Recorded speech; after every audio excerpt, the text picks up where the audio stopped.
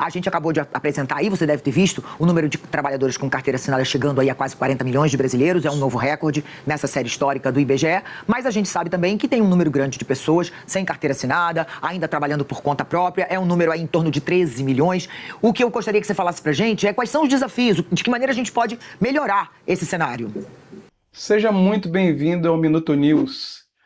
O vídeo de hoje, ele tá saindo um pouco atrasado porque a gente teve alguns problemas aqui, perdemos uma amiga muito querida aqui de uma forma muito trágica. Quase não fiz esse vídeo, mas como eu não queria correr o risco de parar o canal, eu tô fazendo esse esforço. Esse corte que eu vou comentar hoje, ele foi gravado na quinta-feira passada e demonstra como notícias muito boas para o país deixa a grande mídia triste. Então vamos ver. Vamos falar de emprego, porque o desemprego está numa taxa baixíssima, 5,4%, no trimestre que foi encerrado em outubro. Essa é a menor taxa desde que essa pesquisa começou a ser feita em 2012. E quem vai trazer as informações para a gente é Priscila Moraes, que está aqui conectada com a gente. Estamos falando de emprego com carteira assinada, com todos os direitos.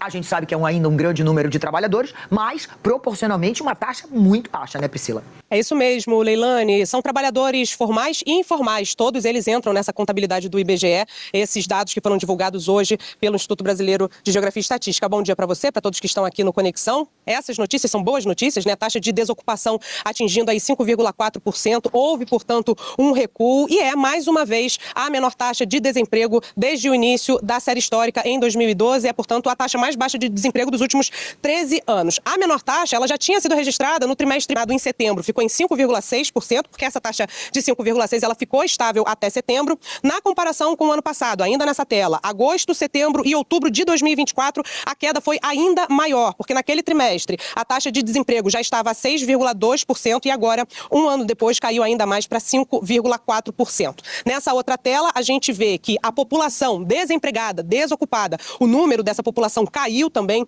agora nesse trimestre terminado em outubro, foi para o seu menor contingente desde o início da pesquisa também, em 2012, são, portanto, aí 5.910.000 trabalhadores desempregados, o que é um número ainda muito alto para essas famílias que são sustentadas por esses trabalhadores. Isso representa, no entanto, uma queda de 3,4%, isso quer dizer que de um trimestre para o outro, 207 mil pessoas conseguiram um emprego, houve uma queda no número de desocupados. E de um ano para o outro, a queda foi ainda maior, de 11,8%, isso quer dizer que mais de 780 mil pessoas conseguiram de um ano para o outro se incluir, né, ser incluídas no mercado de trabalho, seja ele formal e informal. O número total de trabalhadores é de 102 milhões e 500 mil trabalhadores que conseguiram um emprego, seja ele formal ou informal, o que também é um número recorde. Desses mais de 102 milhões de trabalhadores que estão aí empregados, a gente tem 39 milhões e 100 mil empregados com carteira assinada, inseridos no mercado formal de trabalho, também é um novo recorde,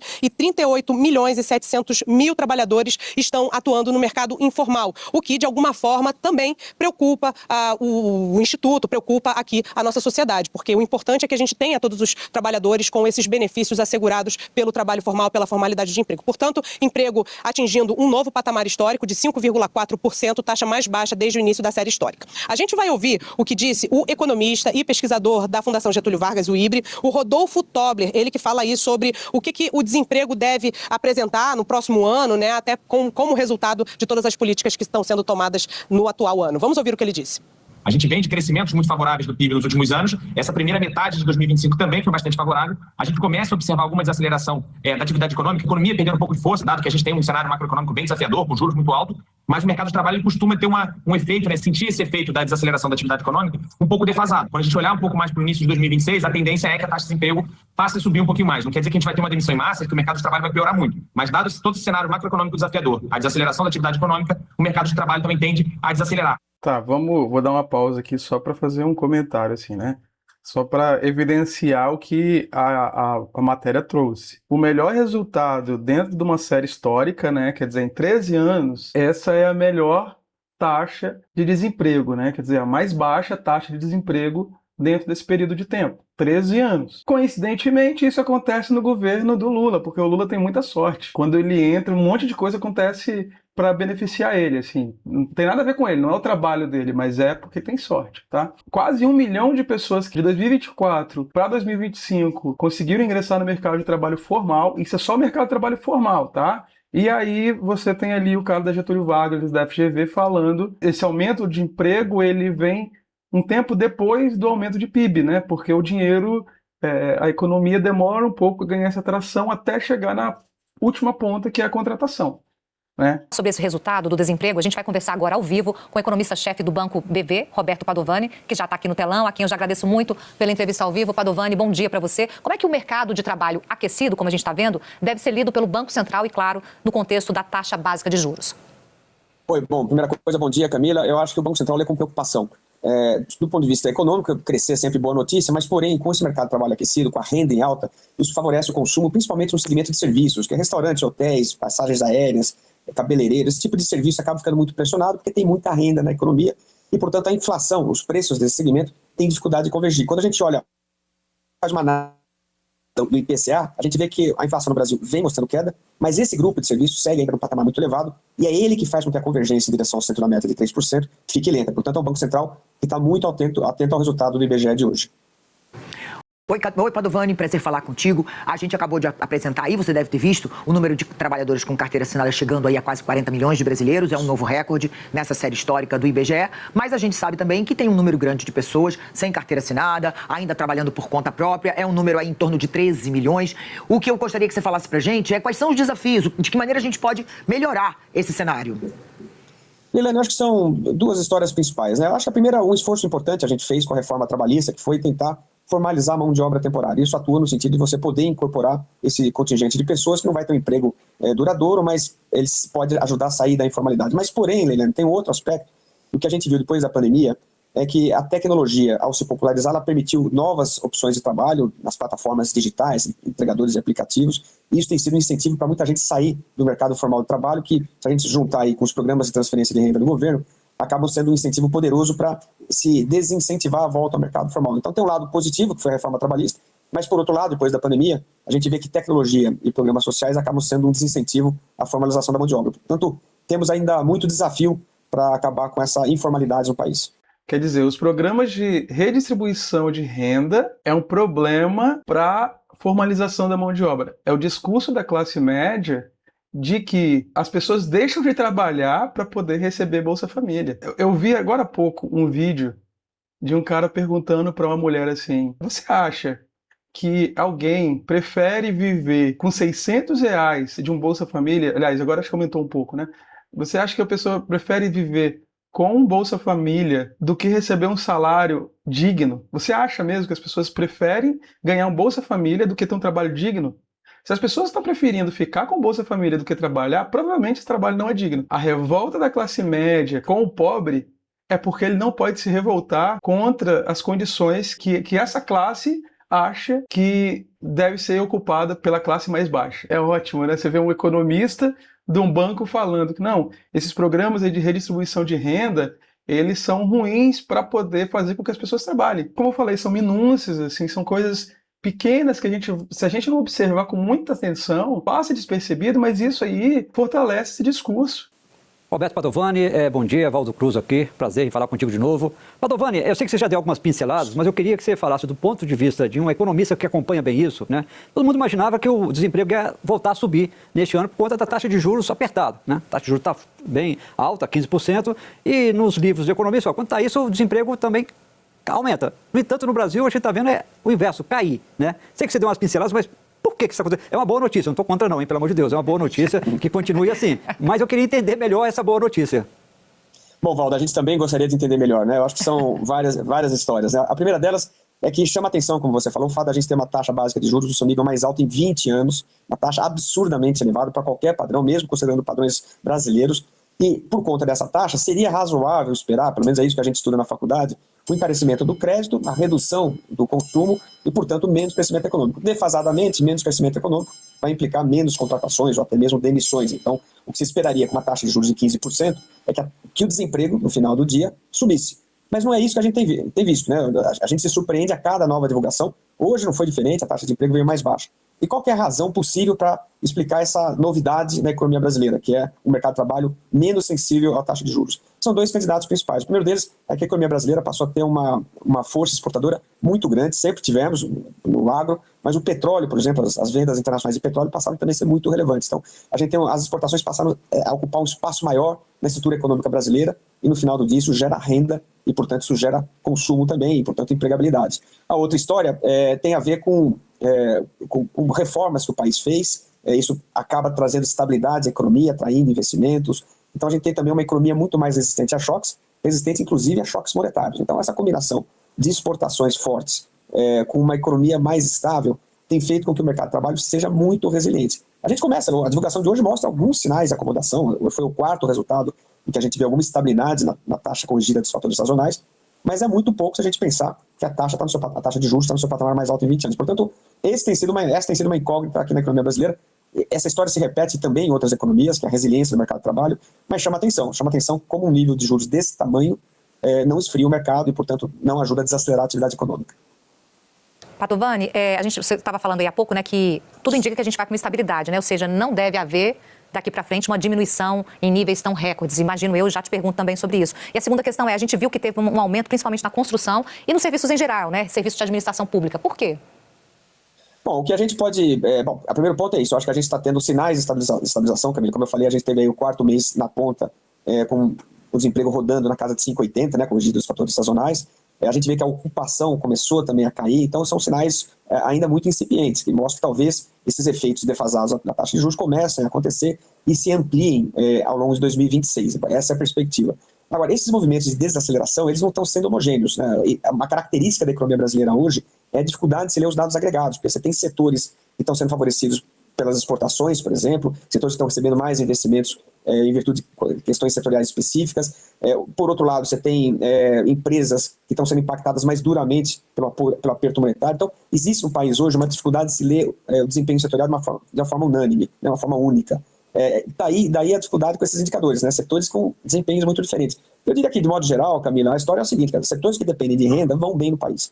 Os setores que dependem de juros vão mal. No caso de contratação de serviço público, isso pode ser um fator pontual. Eu acho que o governo vem tentando controlar um pouco os gastos, e isso deve também impactar no mercado de trabalho. Mas eu acho que o ponto que eu quero dizer aqui é o seguinte: existe hoje muita dificuldade de se ler os dados agregados, porque os desempenhos setoriais e regionais são muito diferentes. Padovani, nesse cenário que você está falando aí de uma provável estabilização, né, com esse mercado de trabalho já abastecido, com esses números como estão postos, eu te pergunto sobre um assunto que a gente fala todo ano, mas que é sempre de interesse do público, que é em relação ao emprego temporário do fim do ano. Nesse panorama, fica mais difícil para os temporários garantirem a preservação dos empregos deles? A preservação, sim, Leilane. Eu acho que a gente vai ter esse final de ano um aumento na contratação, mas eu acho que existe uma certa unanimidade quando a gente olha para início de 26, a leitura de que ao ter um esfriamento da atividade econômica liderado pela alta de taxa de juros, é natural que os postos de trabalho criados no final de ano para atender uma demanda sazonal não sejam mantidos. Essa não manutenção talvez explique uma trajetória um pouco pior para emprego em 2026. Mas eu diria que faz parte do roteiro, quer dizer, taxa de juros elevados, encarece crédito, reduz consumo, as empresas temporariamente contratam por questões sazonais, mas à medida que a economia esfria, né, que a desaceleração econômica vai se espraiando por todos os setores, isso faz com que você tenha uma taxa de desemprego ou estável ou mais elevada. Então, provavelmente, a resposta para a tua pergunta é sim, vai ser difícil manter os empregos temporários. Padovani, semana que vem temos divulgação do PIB do terceiro trimestre, né, pelo IBGE. Qual que é a sua previsão? Você vai continuar crescendo? Vai reduzir o ritmo? Pode ter alguma queda? A gente notou que os indicadores, de modo geral, ao longo do terceiro trimestre, eles vieram mais fracos. Eles começam a indicar que, de fato, há uma perda de fôlego na economia brasileira. A gente está projetando no banco uma alta de 0,3% no terceiro tri. Agora é curioso, Valdo, que a economia brasileira, mesmo com juros no seu patamar mais alto em 20 anos, incertezas globais, tarifaço no Brasil, questões geopolíticas no mundo, é impressionante como a economia brasileira resiste a todos esses choques e deve entregar em 2025 um crescimento próximo a 2,1%. Portanto, a gente está diante de um cenário de economia desacelerando, mas ainda crescendo. Eu acho que a notícia é estamos crescendo, mas no ritmo mais moderado. Padovani, muito obrigada, viu? A gente agradece sempre as suas análises, as suas explicações e vamos seguir acompanhando bem de perto esse mercado brasileiro de trabalho. Obrigada. Eu que agradeço. Tchau, tchau. Obrigada. E olha, a semana está se encerrando e o dólar está hoje, até agora, operando em queda. Os investidores estão repercutindo aí esses bons dados do emprego no Brasil, dados que podem impactar a taxa de juros, como a gente vinha falando, e estão também de olho na volta das bolsas dos Estados Unidos, né? Vai ter um pregão mais curto, porque é dia seguinte do feriado de ação de graças. E é isso. E é isso. Assim, eu não sei, pode ser só meu ranço mesmo, assim, não sei se vocês percebem a mesma coisa que eu. Assim, comenta aí pra mim, pra eu saber se vocês percebem a mesma coisa, mas eu percebo que tem um certo incômodo, assim, deles em dar notícias que são boas em relação ao governo. E eles fazem o possível para não dar essa vitória para o governo, né? Eles colocam sempre de uma forma assim, é o mercado, a gente não sabe, você vê o economista, né? A gente não sabe o que está acontecendo, assim. São várias reformas, mas assim, a gente não tem muito como saber. Cara, não tem como saber. Ele falou assim que a gente está com uma economia mais forte, tem muitas questões aí de incertezas globais e tal. Parece até o quê? Com 2008, né? Com aquela marolinha, né? Vocês lembram que em 2008 teve uma grande crise mundial, Lula falou que era só uma marolinha, a galera da mídia repercutiu, né, falando que ele estava subestimando, e para o Brasil foi até que bom. Magicamente, toda vez que o Lula está no governo, as coisas boas acontecem. Ele tem muita sorte, assim, né?